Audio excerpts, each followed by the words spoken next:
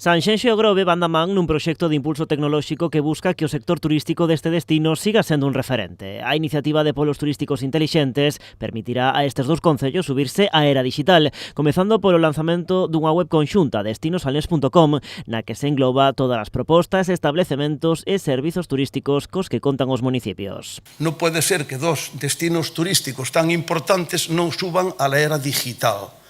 ¿Y qué es la era digital? Pues todo lo que estáis viendo, cada vez más se utilizan las redes sociales y va a ser el futuro. Esta mañá tivo lugar a presentación ao sector do proxecto que no seu conxunto rolda o 1,5 millón de euros. O 40% dos investimentos provén dos concellos. Os dous rexedores salientan a cooperación entre Sanxenxo e o Grove. Para que veáis que dos ayuntamientos de distinto signo político, como demuestra que con colaboración, respeto institucional, se pueden hacer proyectos importantes para todos. Para que veáis que dos ayuntamientos de distinto signo político, como demuestra que con colaboración, respeto institucional, se pueden hacer proyectos importantes para todos. O proxecto arrancou no ano 2018 e agora comeza a materializarse coa súa primeira fase, a páxina web, unha plataforma destinada ás persoas que visitan estes dous concellos, pero tamén aos profesionais do sector turístico. Este proyecto es un proyecto dirigido a los turistas, a nuestros clientes, a nuestros vecinos. Como bien decía el alcalde de Sanxenxo, poner a disponibilidad, a disposición de todos ustedes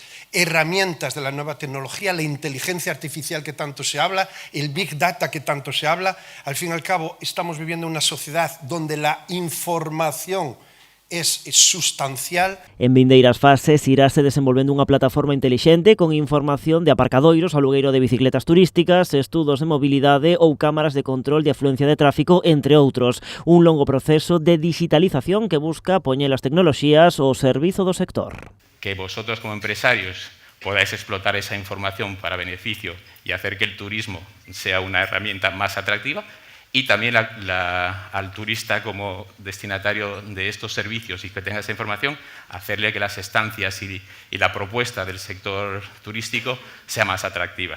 No acto desta mañá tamén participou o director xeral de Red.es, Jesús Herrero, e o subdelegado do Goberno en Pontevedra, Abel Losada.